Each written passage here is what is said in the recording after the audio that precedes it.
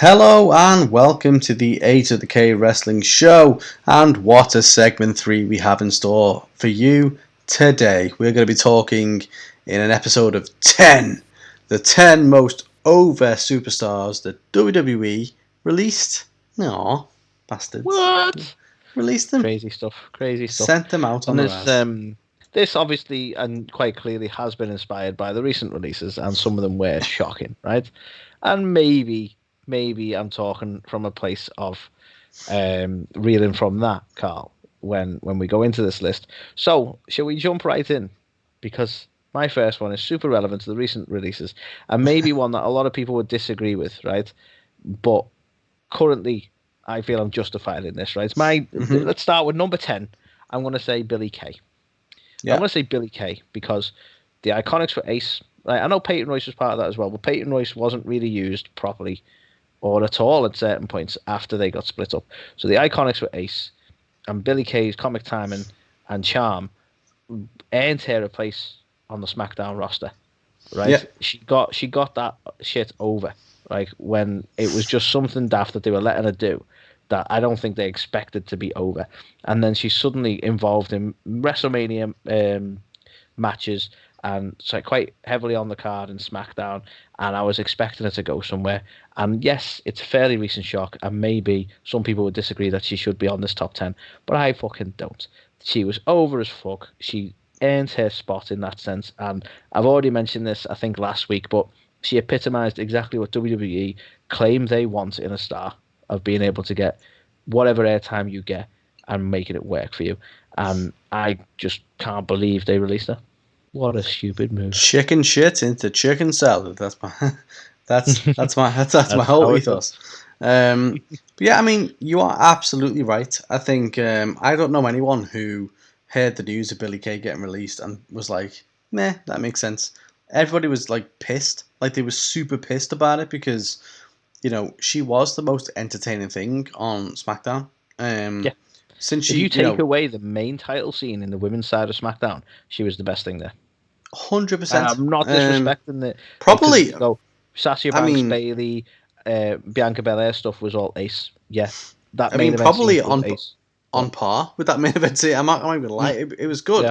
but at the same time, they did so many things to make it worse. Yes. Whereas Billie Kay, the Iconics, her and Peyton Royce, were a fantastic tag team, and they had their own identity. They had so many good moments, them two together. Like Billie Kay, especially, just from like a comedic standpoint. I've seen the stuff that she did in like backstage interviews and stuff, and made everybody break just with how like funny she was. But do you know what? They went, do you know what? We're going to go with Peyton Royce, and so Billie, you're going to have to just do your own thing. And quite instantly, she could have gone and done like the whole Tucker route and been like gone into like obscurity, just never heard from again. But she was like, no, I'm going to do this. I'm going to have this resume gimmick, and I'm going to make it work. And it got over. And It did. meanwhile, Peyton didn't get over. So that for me is the key kind of indicator that they made the wrong choice. They went with Peyton for whatever reason. Vince must have saw her and went Thing like, is, oh yeah, I like Peyton, so we're gonna go with her. And it's like, well, Billie Kay was probably the thing carrying the Iconics, and then went on to actually be the I only think because breakout star. that's the thing, because they were both really good as the Iconics, and I think I'm not discrediting Peyton. I'm not putting it all on Billy, but I think together, like Peyton sort of rolled off Billy and Billy's humor and charm. Do you know what I mean? And Mm. it made her then react, and she had that banter, and they had such a good relationship that they were both fucking ace as the Iconics. Do you know what I mean? And sadly, you do see it that way. That like when they were split up, Peyton, she didn't have that same sort of approach. And I No. don't know what they were going for, so she might have followed a fair bit of direction, because it looked like she was definitely primed for a title shot and going into the title scene in that sense. And then for whatever reason, they were like, no, we're done. So maybe she felt that she had to take it more seriously and couldn't have that banter, because I think in some ways it's quite freeing for Billie Kay to not, they didn't have that expectation for her, so she could just, like you say, she could work with that resume angle and try and get that over and have a bit of fun.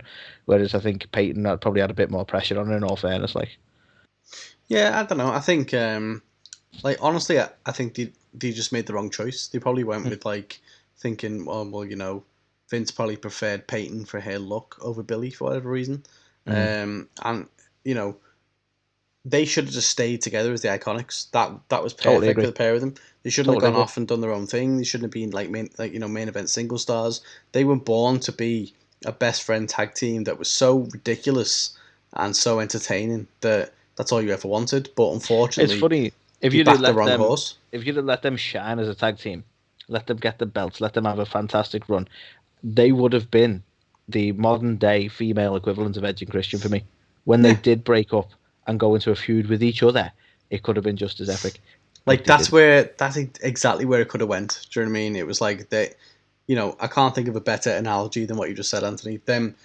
They were the Edge and Christian of the female tag team division, and they could have gone on to be silly, but to be over and to be, champions, and it all worked. But Well, let's face it, eventually, it was going to culminate they in weren't something. far away from a 5 second pose, were they? Let's be honest. Like, Well, exactly. they're definitely just as like comedic in that sense. They were definitely, to me, they were like early years Edge and Christian, and they could have kind of followed a similar path. Their feud, but with each other, could have been awesome. But they even fell flat on that and went, "Well, you aren't going to like fall out with each other. You're just going to split up." I Yeah, was like, "Okay, well that kind of fizzled then, didn't it? Nice, thanks." that was It it. was We just got so basically we got zero payoff in any way, shape, or form. yeah. Standard WWE. Mm-hmm. Which So that's leads number nicely 10. on to number 9. Speaking of no payoff, so Zack Ryder, Anthony, how many Yep, I mean he times? definitely deserves a place on this list. I'll How say that. many times did the WWE drop the ball with Zack Ryder? I remember the point where we had that weird thing where he was in a relationship with Eve Torres or something on screen, Is and that then when like John Cena was an asshole but still a face? exactly right. This didn't make any sense. So Zack Ryder was dating Eve, That's the and one, yeah. then John Cena came in and like just basically stole his girl, but they were Wasn't still he like friends. confined to a wheelchair with a broken leg when John Cena Exactly. did that as well? Well, he had like a fucking neck brace on and everything, and then Kane gets involved and ends up pushing him off the ramp, and it was like, holy shit! Like you couldn't help but feel bad for that guy, and that didn't even get him anywhere. I think the problem with Zack Ryder was he went off and did his own thing, which Yeah. in WWE is a big no-no, isn't it? He went off and he created the Internet Championship. He went over and got himself over completely, and WWE were like, well, we didn't make you, so therefore we're not going to invest any time in you. And he is a crying shame. Like I know eventually, many many years later, towards the end of his final run, he did win the IC title at WrestleMania, in what was meant to be just a shock finish. Like there was no payoff. He lost the Thing title is, the next night on Raw for fuck's sake. that's the bit that really gets me going. Don't be wrong. I believe he did have a US title run, didn't he? And we He know how did, we yeah. feel about the US title. He got a little bit of a run on that. And I think that was thanks to CM Punk in some senses, because I think he was pushing for that moment with them all. Right? But the IC title really how could they not read the room? People were so hyped that he won. Why would you do that on Raw the next night? Literally Why? a day later, it's horrendous. You know what I That mean? He felt like just a fuck you to Zach. That really did. Like the crowd was so over on him that I don't get how WWE could have missed that cue. They knew no. exactly what they were doing there. For whatever reason, they did not want him to be the title holder.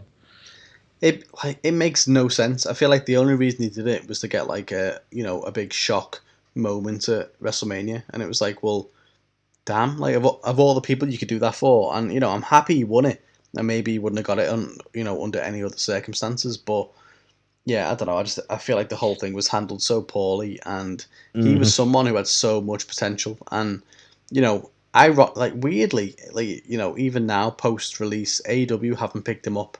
He was there I for a was very bit surprised at that. because he was Cody's friend, but he's now in But Impact. it's funny because exactly what WWE hated about him in terms of making himself, that is exactly what AEW would praise him for. Mm? You know, like all this being the elite stuff, that shenanigans online, all the YouTube stuff. You go, well, Zack Ryder kind of fits right into that mold because he's been doing his own thing for a while, and Mm? he's willing to be creative in his own sense and run with like that sort of stuff. And I'm so surprised AEW didn't sign him. That being said, his days, weeks, however long he was in AEW weren't really impactful, if I'm honest. But there was still potential there for him to get into a good angle with somebody. Yeah, definitely. It does really baffle me the fact that they didn't pick him up. I think it was probably because he looked like a monster in AEW because of the size of the roster that they have. Yeah, there's a lot of Like he Darby looked Allins, like, yeah. yeah, really. But yeah, still, he's so bad, so bad. But yeah, I don't know. I just think it's a weird one because Zack came up as like a nobody in some shitty tag team. Um, this is when he was part of the Edgeheads, basically, and then he went on to have a thing with obviously Hawkins and Ryder, and that's still prevalent to this day. Like Impact, they've just had that match last night, so they're still going strong. They've got the major figure pod cast and stuff like that. So these guys are still doing well, but yeah, I just don't get it because he had the look, he got over, he had the physique, he had the charisma, like everything that you could probably think that Vince would be into, but for whatever reason just didn't happen for him. So yeah, random, crazy.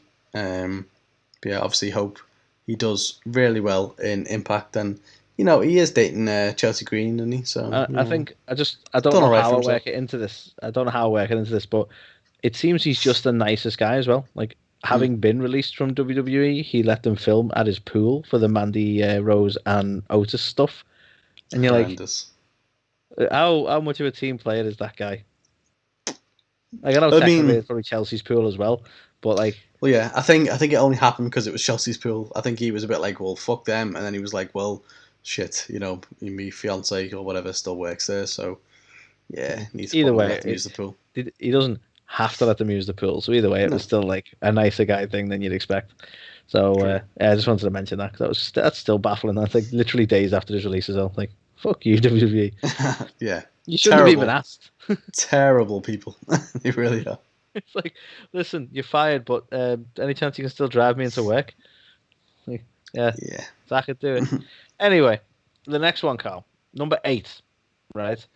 And I'm going to try and explain this as fairly as I can, right? So number 8 is Luke Harper, or Brody Lee, as he became popular outside of WWE. Now, obviously, I don't want to talk about the sort of. He was incredibly over in AEW, and it's incredibly sad what's happened there. So I don't want to sort of come across in any way disrespectful to this, but he has to be on the list because he was definitely like over.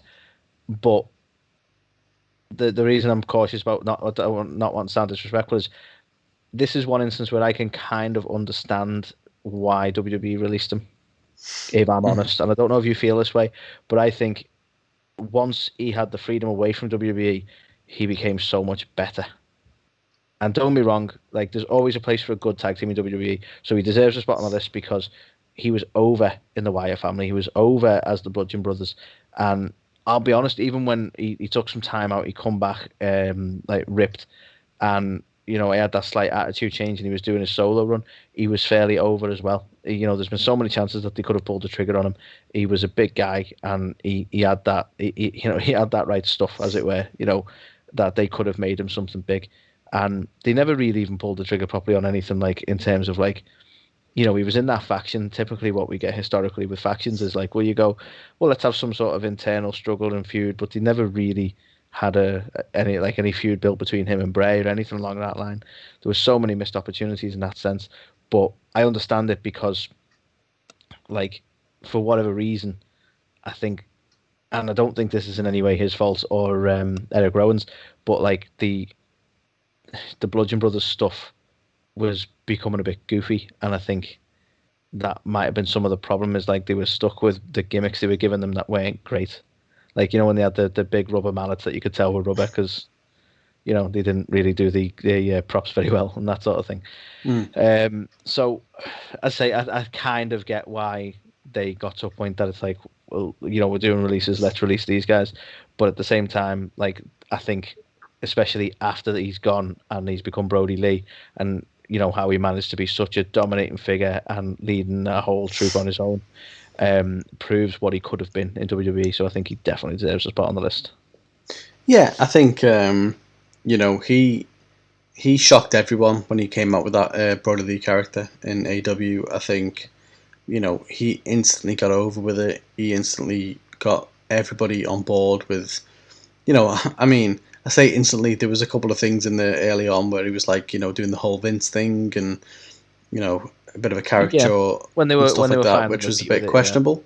But he went on to be such a fucking major player in that company. But at the same time, before they ruined him with the whole Bludgeon Brothers thing, he was the Intercontinental Champion, and they did put that strap on him with the intention of him, being something. But then they just kind of changed their mind, and I just don't understand why. Because he had all the tools, he had the size, he had the charisma, he had the character, he had everything going for him, enough to put the belt on him. But then they just never, really had any follow through, and I think that is half of the problem with WWE because the fans were into him as well. He was getting he was doing the whole like yeah, and he had everything going for him in that sense. That's what got him over. Really, was that kind of he's a fucking psycho, but he is good in the ring, and people did respond to that.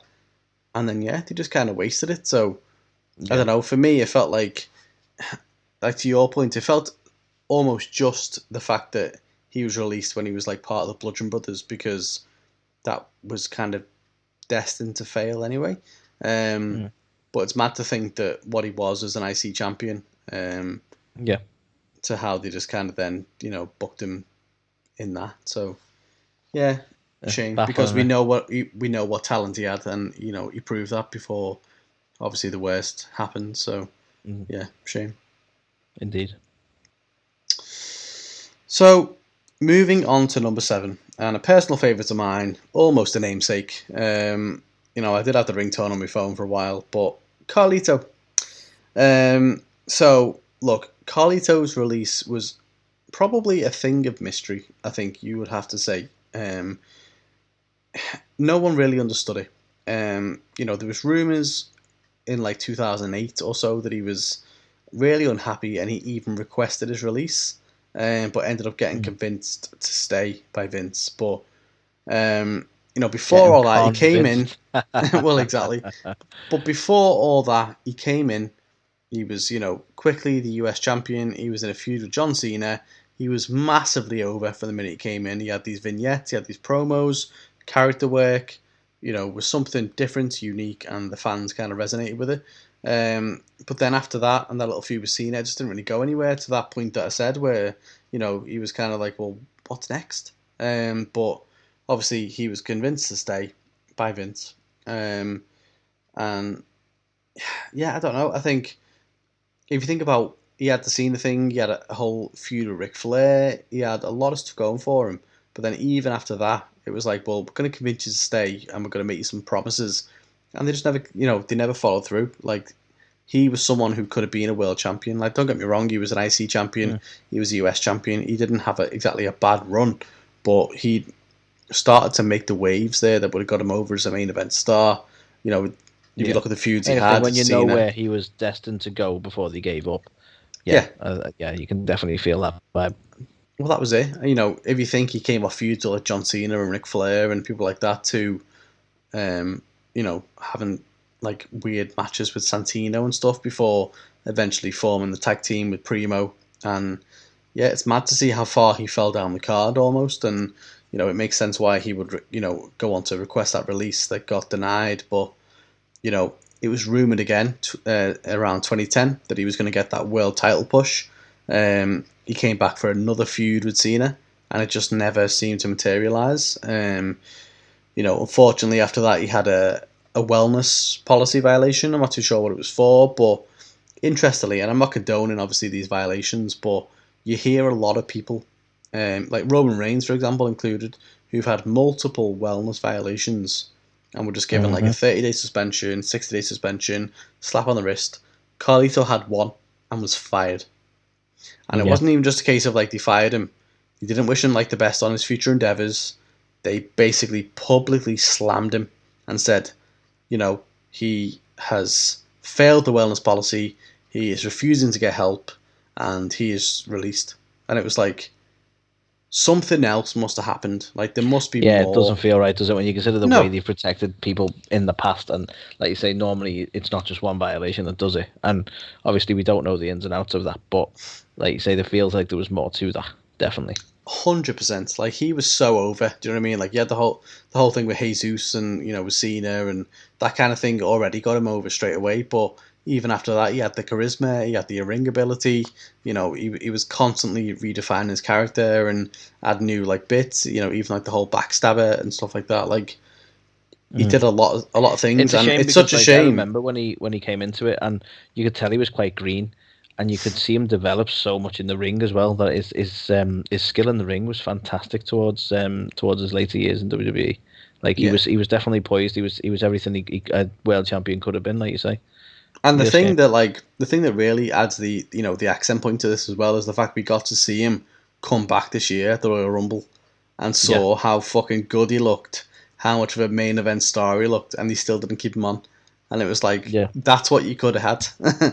It's almost like a little bit of like a Drew McIntyre thing, who doesn't make the list just because he did come back and have that success story. But this is another one of them where for whatever reason he didn't live up to potential, or they soured on him, released him. And if you look at him when he came back, it was just like this guy could have been so could have been. big for the company. He was already over and just didn't get the chance, unfortunately. So Yeah, yeah, mad one. crazy. Definitely crazy. The next one, Carl, I think would be pretty much on anyone's list. So number 6, Carl, is going to be Rusev. Oh Now, yeah. and I do genuinely mean he's probably on everyone's list because let's face it, he's been over with the crowd pretty much since day one. People loved him as the good Bulgarian brute. God, I struggle with these words.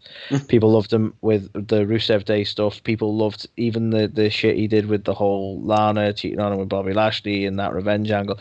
People just want to like the guy. He's awesome. He has had some great moments in WWE. He's had some memorable moments in WWE, but for whatever reason, he's another one that they never truly pulled the trigger on. And then obviously he landed in these releases. I think this is one case where, correct me if I'm wrong, Carl, but I think he was very much wanting his release as well. But this guy, again, he's another one. He had the talent in the ring. He had the look.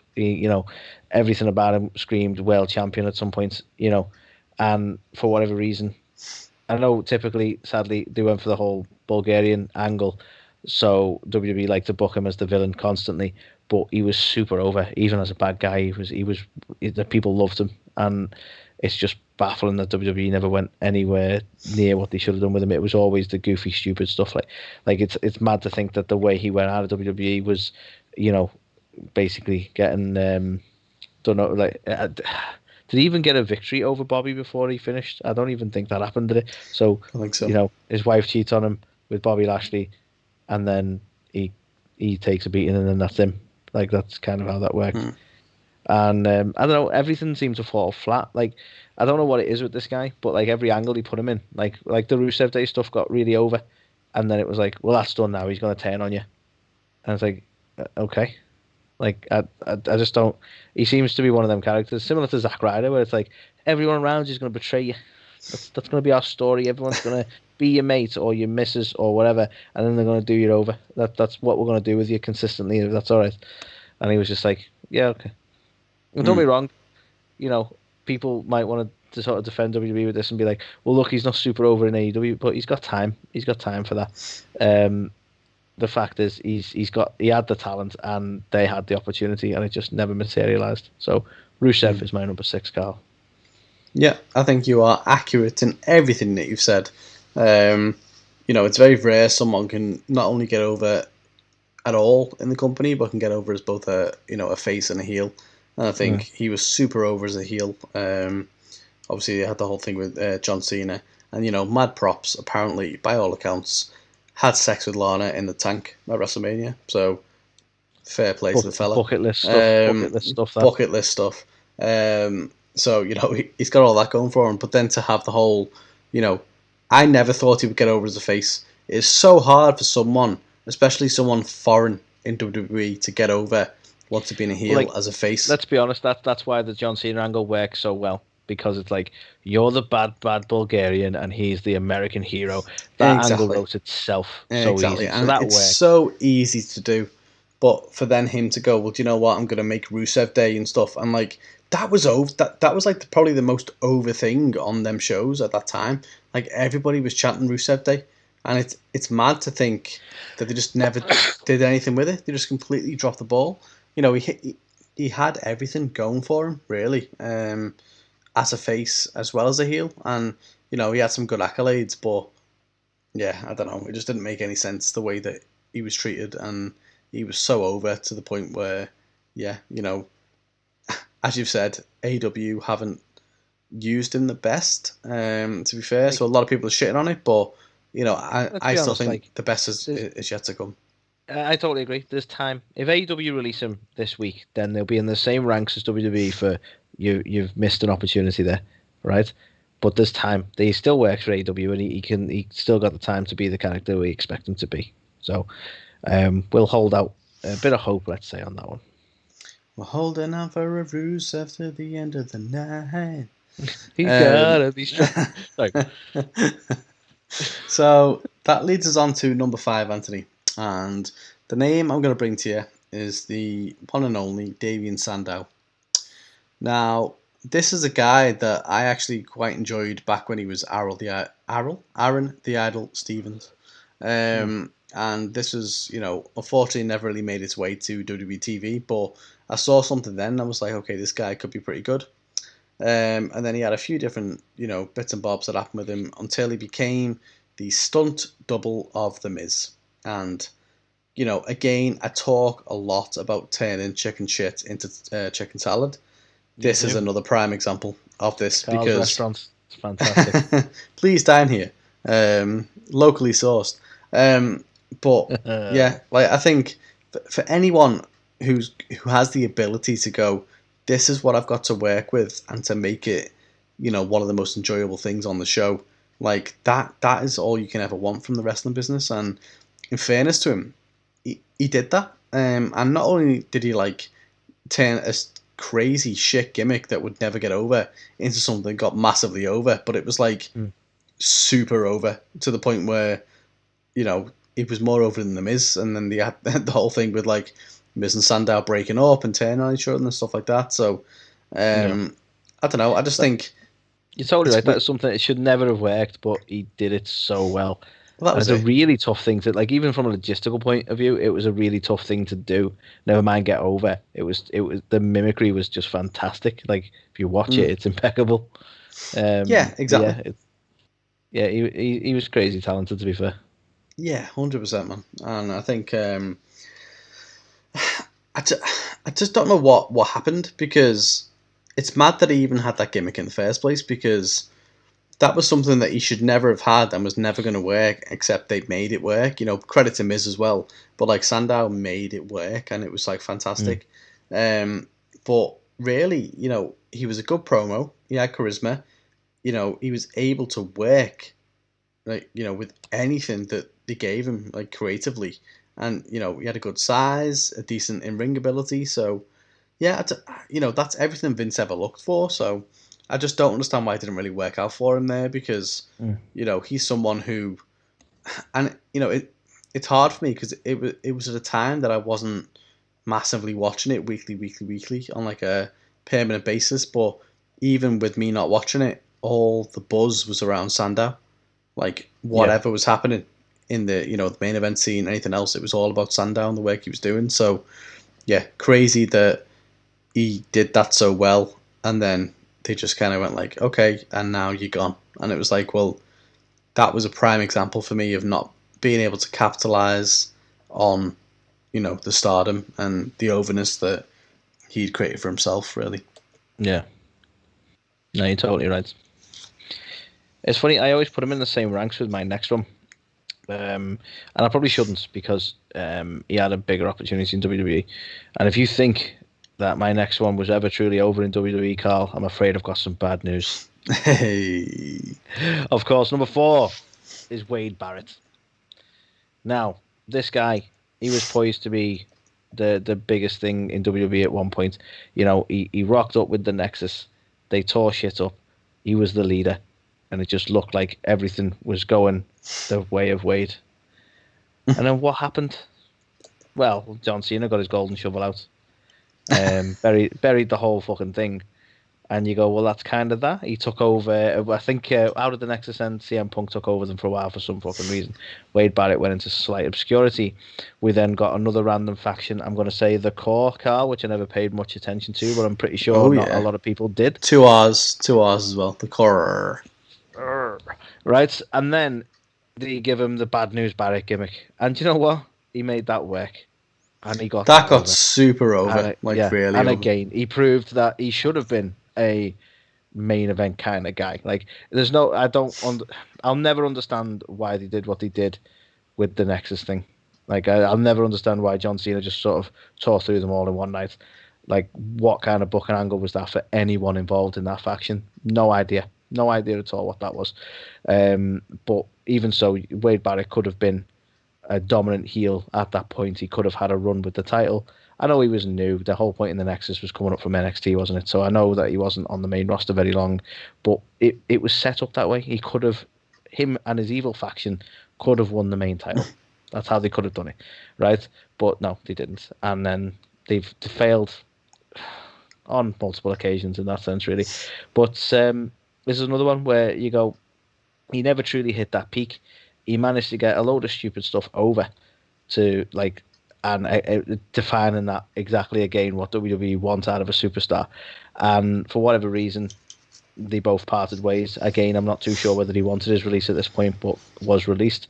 And then randomly is kind of back now. So I don't even know, like, this might be a cheat to him on the list, but he's not back as a wrestler. He's just like, I'm on commentary. Yeah, look at me. Don't know. Really, really strange. Mm-hmm. So I'm not quite sure what happened there.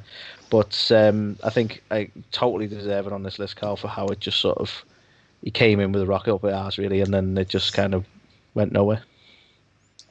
Agreed. Agreed. Agreed. I think for me, he came in as part of NXT. I think he was the protege of Jericho, possibly. And I'll be honest, like, I can't say much about his NXT time. You were big on NXT at that point. I didn't watch it at all. Well, so you'll probably remember him from that. This was when NXT wasn't even its own show. This is when it was like a fucking part of Raw, where it was like we got proteges and whatever that was happening. Mm-hmm. So it was like super early on. But he came in and he was you could just look at him and be like, he's a cunt. He's going to be such a good heel. And then the whole Nexus thing was formed as well. Like, this is a guy, Anthony, and I firmly believe this is still to be true and accurate. This is a guy that was rumored to be the one to break Undertaker's streak. How do you get onto the echelon of this is going to be the guy to break Taker's streak all the way to, future endeavored? It just doesn't make any sense for me. It's so crazy. How do you drop like that? Everything. I'm right. I'm going to go back to the whole chicken salad thing again. But, he was King Barrett. He was Nexus. He was Bad News Barrett. He was fucking... He had everything. Like, I totally gapped on the King Barrett stuff, but again, that was another one. Like, that is a kiss of death, that fucking gimmick, and he still made that work as well. Well, exactly. One of the few that's able to do that as well. So, I just don't know. I think he had the size, he had the charisma, he had everything about him, and I just can't believe they released him, because Bad News Barrett was probably when he was even, like, the most over. Believe it or not, and that's the time they released him. So, yeah, massive miss on their part. And he was in the Nexus with the greats like Mike McGillicuddy and Husky Harris, of course. And trying to think of other names that are obscure. David Otunga, David Otunga. But yeah, so I don't know. I think maybe as well because I'm British, and I just wanted to see him do well for that reason as well. But I don't know. I think because we're British and he's British. I'm trying to say it like that for the Yanks. British. We got to see British, him, mate. British. We got to see him as the general manager for Defiant Wrestling for a time as well, which is pretty cool. Yeah, definitely. I just think the whole thing that happened with him is terrible because obviously he left when he was on a super high with Bad News Barrett, and as you said, he's back now, but only on commentary. And I'm willing him to get back in the ring and do that because I don't know. I just think he could have been a world champion. You know, he was someone who was spoken about to beat Undertaker's streak, and you don't talk about that unless you've got what it takes. So, yeah, baffling to say the least. Baffling. And speaking of baffling, Anthony, on to number 3, and that is Mr. Kennedy. Kennedy. I was slightly, and it's an unrealistic hope, but I was kind of hoping you'd have another mic somehow drop down. Just dropping down. But yeah, so this is one who, just poor guy, is all I can say, right? This guy was meant to be the next big thing on multiple occasions. Like, not just a one-off. Like, this was going to be the guy who was going to be the guy several times. You know, he came into SmackDown and he started off with quite a lengthy undefeated streak. And if you think as well who he faced during that kind of time, you know, he beat Batista, he beat Undertaker, he beat, you know, DX. These are names who, you know, to name a few, these are names who are like, well, Jesus, he's coming in with a fucking rocket up his ass. And, you know. Yeah, they clearly wanted to put him over. These are big names who had the influence to go, I'm not doing that. They wanted to put this guy over. Massively. And I think it was at a time where, you know, they needed new stars as well. Like, you know, the names are listed there. Batista, Taker, DX, you know, weren't exactly, you know, up-and-comers worthy. So, you know, he was kind of seen as like, okay, this guy could be, you know, the future of the company. And it just didn't happen. I think as well there was a lot of rumours at the time that he was, I mean, I say rumours, it was pretty much a sure thing that he was going to be the illegitimate son of Vince McMahon. Obviously, that's why he was called Ken Kennedy. Kennedy, yeah. That's where the Kennedy came from. And that was always meant to be the storyline until, of course, he got injured and Hornswoggle ended up taking his place. You mean Hornswoggle, who's recently just had his first boxing match? Yeah, that guy, he lost it as well. That's what you get for not coming on the podcast. But I kid. Nice. Dylan, I take it back. Come on the show, please. But no, so obviously he had that whole thing going on, and then that didn't work out. And I think, unfortunately, what happened with him, he was just plagued by injuries. You know, I think. Yeah, he had a good bit of time out. Although I must admit, I was so hyped when I think he made his return just before Survivor Series, and he was the last member of the team. And he rocked up, and this whole gimmick just worked fantastic for that because he rocked up, the mic dropped, he got to do his whole Mr. Kennedy bit, and everyone was like, "What?" That was pretty cool moments. And you know, to be fair, to get over, you know, the gimmick of just saying your name is, you know, that's fair play. To the guy, I love the arrogance of it though, because it wasn't even just saying his own name, was it? It's like he'll have to announce himself because he's the only one who can do it justice. Announce himself, I love that. And say his name, and then say it twice. But obviously, so all that kind of stuff with it meant to be Vince's illegitimate son came and went, and unfortunately, it went to Hornswoggle due to injury. He's also won the Money in the Bank. You know, what more surefire way of saying we're going to make you the fucking future champ is there to give you the Money in the Bank unless your name's Otis. And you know, he got that, and unfortunately, injuries again. As you know, I think he was a sure thing to win that as well because Taker needed time off to rehab some stuff, and unfortunately, Kennedy got injured, and they made the decision to put it on Edge. Unfortunately for Kennedy, he recovered pretty quickly. Unfortunately. And then by that time, the decision was already made to put it on Edge. So, yeah, gutted. Yeah. I think maybe that kind of lends some credence to some of the other guys on this list who worked through some injuries, if you will. But, yeah, so I think, I don't know. I think he was off again for a while after being injured. You know, should have won the title after the Money in the Bank and just didn't do it. Ended up coming back again for a mega push. I think he was in a 10-man match, picked up the win, and then mere days after that match, he was released. And apparently, rumour has it, the reason he was released was due to Randy Orton, who was a member of that 10-man match, who basically threw a bit of a hissy fit at the fact that he almost re-injured his shoulder. You can see it in the match. He calls him stupid and everything. In the ring. Yeah. So, yeah, not ideal. But I think that was the kind of final nail in the coffin, if you will, for Kennedy. I think, It's a the real shame. I combination mean, of almost not deserving of a place in this list because I don't think WWE actually gave up on him. I think they just went like with that the whole safety thing and the hissy fit from Randy, who yeah, was a massive star at the time. But I think the fact he was so injury prone and the fact that they tried so many times to do something with him and it just never materialized. I just think the final nail in the coffin was Randy, who was, so well respected within the company, just going, yeah, this guy's unsafe. That was when it was like, yeah, end of the line. But, with the fans, he was so over. That whole gimmick of Mr. Kennedy, for some reason, just like a lot of people I know, even people who weren't mega wrestling fans or who hadn't, been watching it for a while, just loved that gimmick for some reason. They just thought he oh was yeah, a cocky, arrogant bastard, and but fair in the play, best he got way. it over in the best way. But weirdly though, and I don't know if you might disagree with this, Carl, because again, I wasn't a big TNA guy at the time, but he left WWE. He appeared in TNA as Ken Anderson, and I don't think he ever truly reached any decent heights like with other companies. Like I don't even know what he's doing now. I just Mm. maybe this is one case where they might have had a point. Like he got. I like the Cody Rhodes saying of like if you can get over, then you can. Like, if you can get over once, you can do it again. So I don't know what happened in terms of spark after that, but I don't think he was ever as over either outside of WWE. Surprisingly, Yeah, I don't know. I mean, similar to you, I didn't really follow Impact or TNA, whatever the fuck it was at the time.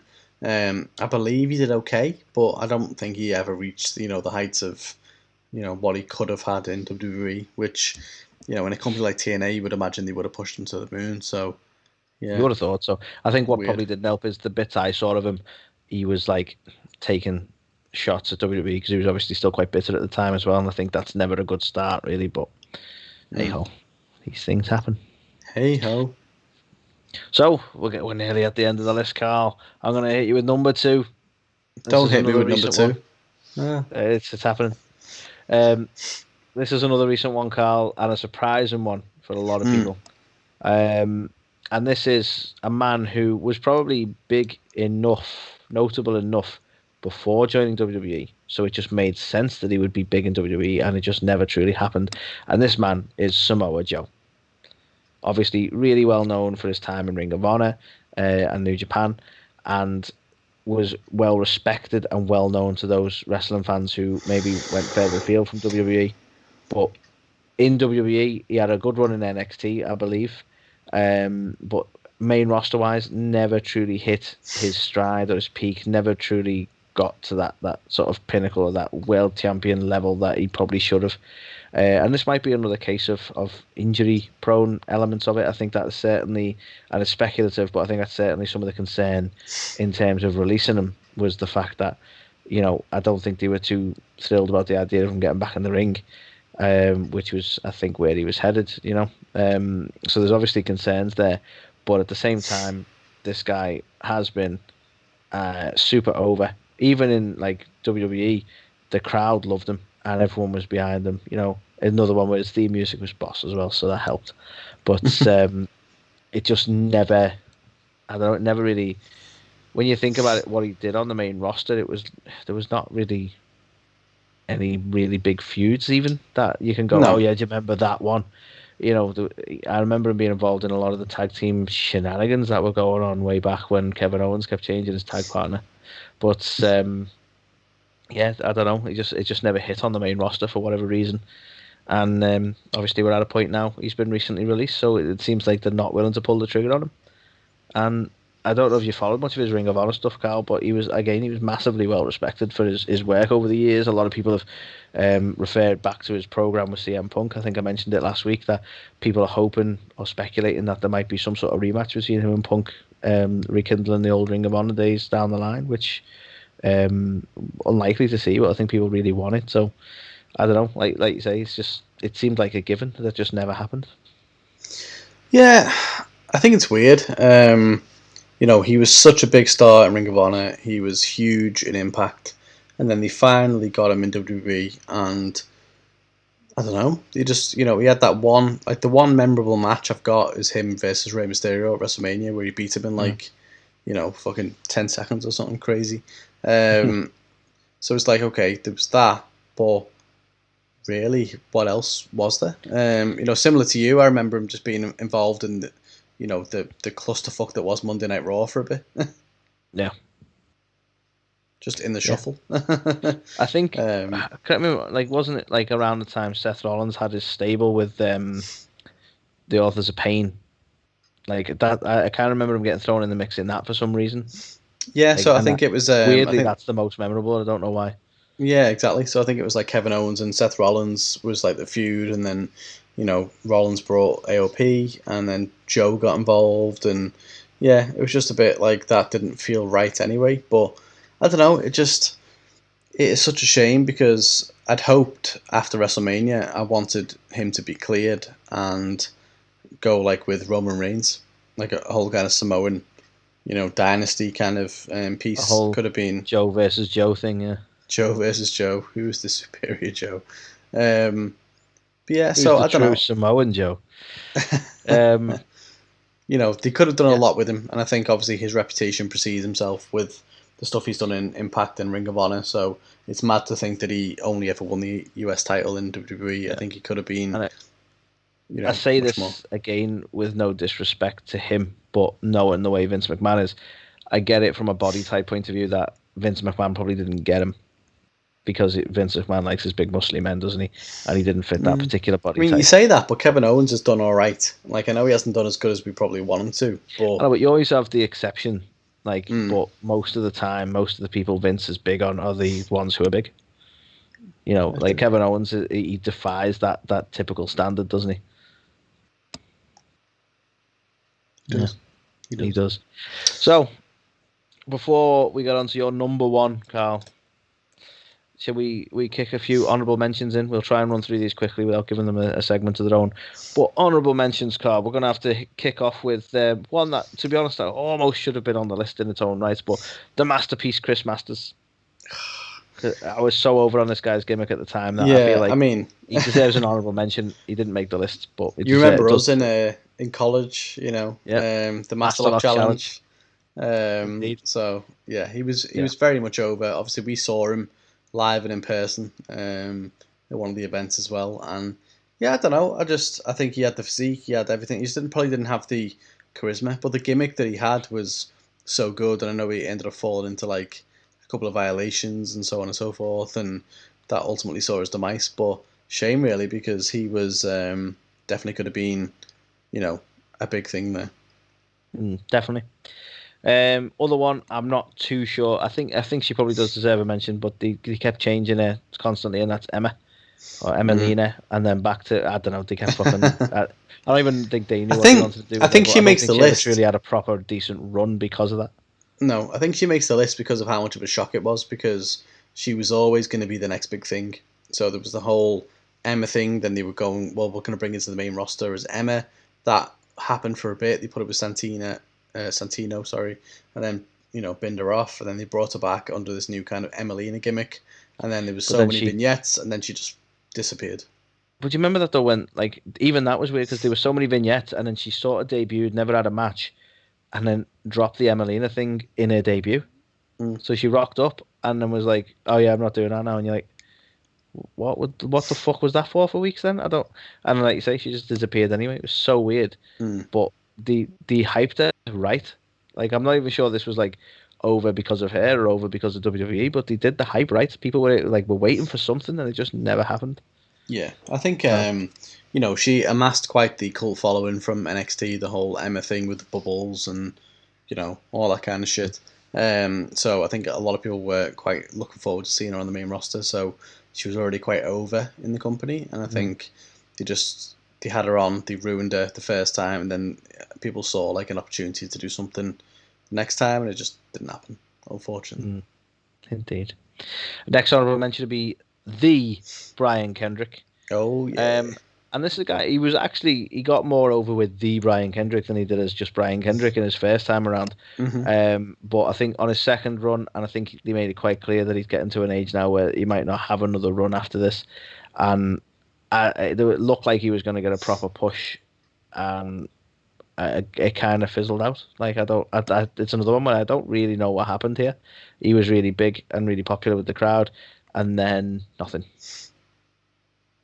So strange. Mm-hmm. And weirdly, me other two, I'll fly them both off together. The other two honorable mentions are no, I'll have to do them separately because one of them deserves a little bit of talk. But very similar to Brian Kendrick was Ty Conti, who seemed like a very surprising out of nowhere release. That was like, okay, didn't expect that, and had the potential to be big. And I think she's proved in her time in AEW that she definitely had the talent to be big. So, no idea what that was or why that was. Certain releases have just been so baffling. Now, probably the last honourable mention before we get to the number one slot is got to be Zelina Vega. And I think certainly for you and me, Carl, I think she deserves a mention because she basically held together a really empty Raw for a while in getting Andrade, Garza, and Theory for some reason over as a team. And she really held that together. Her promo work was fantastic. She had the potential to be something, even if it wasn't like a woman's wrestler. You know, her work on the mic and being their manager was just fantastic. And she was very over as the sort of the villain character. And we know kind of why she went. There was a lot of controversy why she went, but it just seems like, I don't know, an odd sticking point that they were like, well, we're going to release you then, for someone who had the potential to be so big in the company. Yeah, baffling. Massive fan of. I mean, massive fan of everyone that you said, but yeah, I don't know. I think Vega, the work she did, on Raw when it was the COVID era. Well, I don't want to give her her own entry and talk too long on her because she has an honourable mention. But like, bear in mind, this is someone that they picked her to play AJ Lee in the Fighting with My Family film. Yeah, I mean, I think to be fair, I think on her at one point. I think for whatever reason, her release wasn't because they didn't believe that she would get over. It was because of her stubbornness and speaking out against certain things that they didn't really want to be involved with. So, being too vocal now. Off you go. Yeah, exactly. Thanks, WWE. So, Carl, who is the number one pick? Okay. The number one. Drum roll.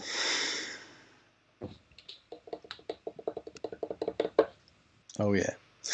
It is, of course, CM Punk. Phil Brooks himself, as we all know, was white hot in the WWE during his Summer of Punk.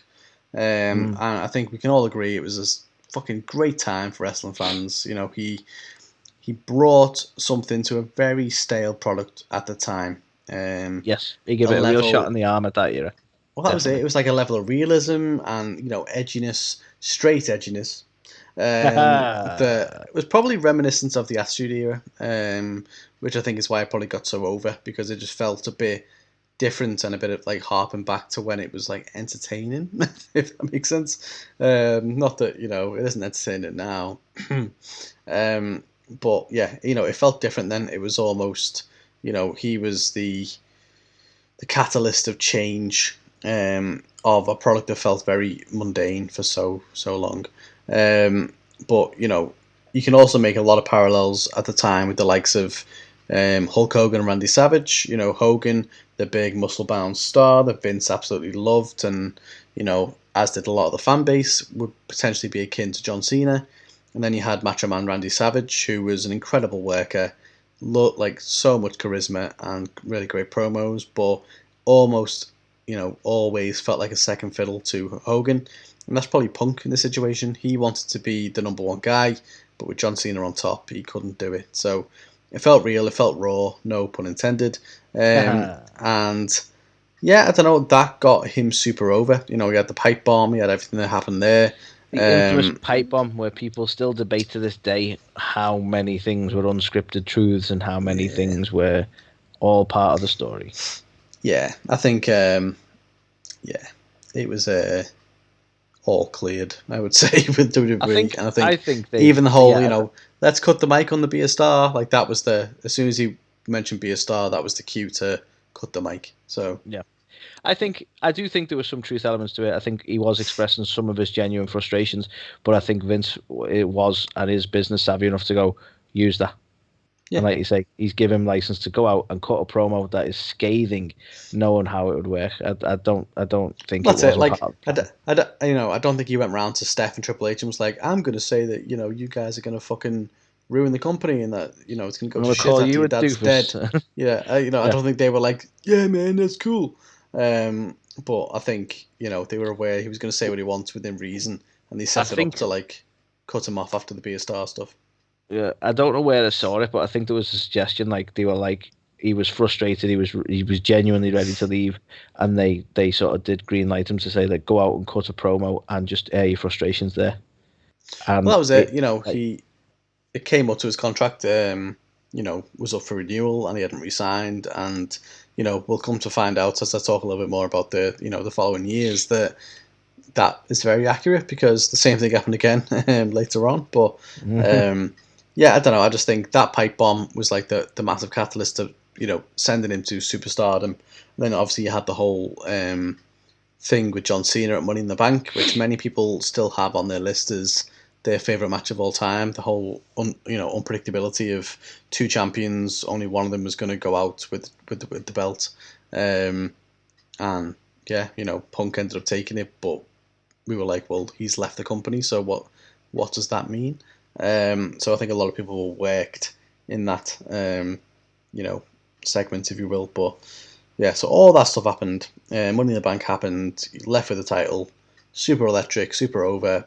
Chicago crowd obviously makes sense. But then after that, it all kind of unfortunately went a bit downhill. You know, I think Punk was frustrated with this as well. Off the back of that feud with Cena, he got to work with Kevin Nash, yeah, which made no sense. But yeah, I think he was ultimately frustrated that he was never the guy ever. So he was either second fiddle to Cena, and even later on being second fiddle to The Rock. So if you think about the Royal Rumble, the whole Cena versus Rock 2, that's when they said, well, we're going to put the title on Rock. And so CM Punk was like, well, why? What that match doesn't need the yeah. title, which I agree Well, with. that's the thing. And he's totally it didn't make the match any bigger. No. So he wanted to be like, well, okay, I'll drop the belt at WrestleMania, put it in triple threat. I'll drop it to either one. And they were like, no, no, we need The Rock to win it and have it for the title. That's going to elevate the second match. So, it sounds weird to say he had to settle, but he had to settle for a match with Taker at WrestleMania, which I is, kind of get that. Like that is a big hmm, match to have, and anyone is honored to have it. But I think, and Punk's mentioned this a couple of times that he's never truly main evented WrestleMania, and that yeah, is the pinnacle for WWE, isn't it? Like that's the biggest show of the year and the biggest main event of the year, and the fact that he never truly got that. And there's always been some debate and some argument when you bring into this whole, well, we had more than one main event. It's like no, you didn't. The main event he never truly got. no, Um, and yeah, like you say, it's an absolute honor to do the Undertaker match, but it was kind of a settle. You're quite right. yeah. And I think effectively his run towards the end was he had to put over The Rock, who was a part timer. He had to put over The Undertaker, who was a part timer. He had to put over Brock Lesnar, who was a part timer. And he was like, I'm here all day, all night, working through injuries that you won't let me get fucking fixed.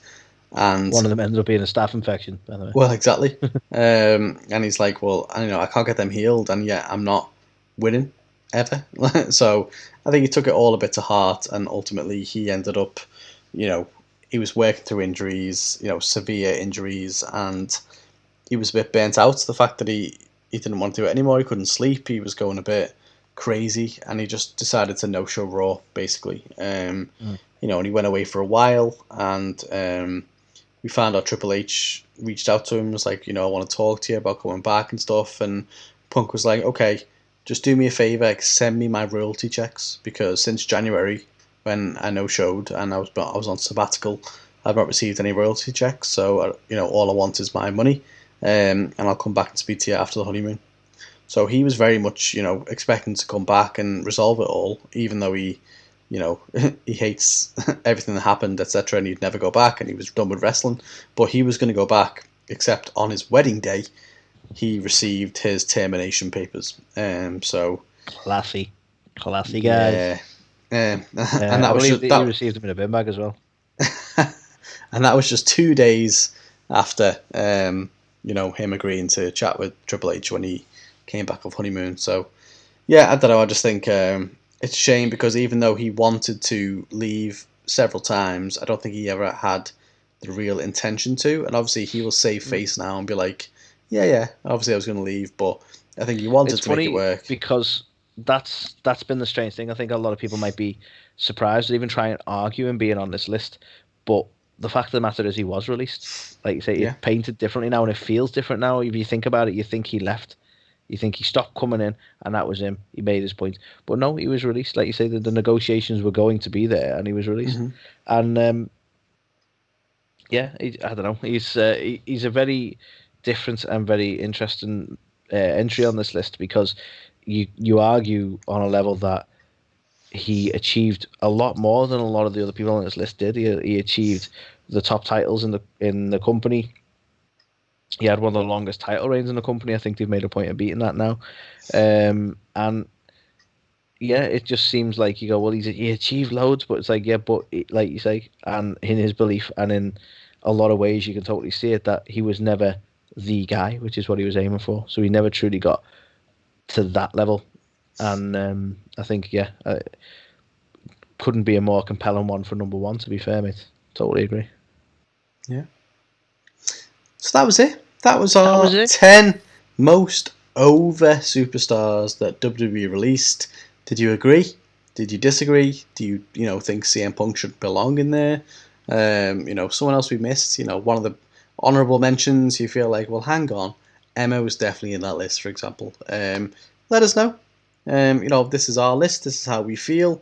These are the people that we felt were the most over at the time of their release. But we love to chat through this kind of shiz. So let us know on socials, comment on the YouTubes, etc., etc. And yeah, that was the 10 most over superstars that WWE released.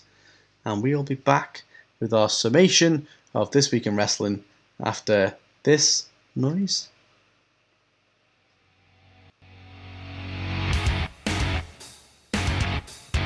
You're watching or listening to A to the K. The A2theK. A2theK. A2theK. A2theK. These guys are awesome. Check it out. Check it out. Change your life. You'll be thanking me later.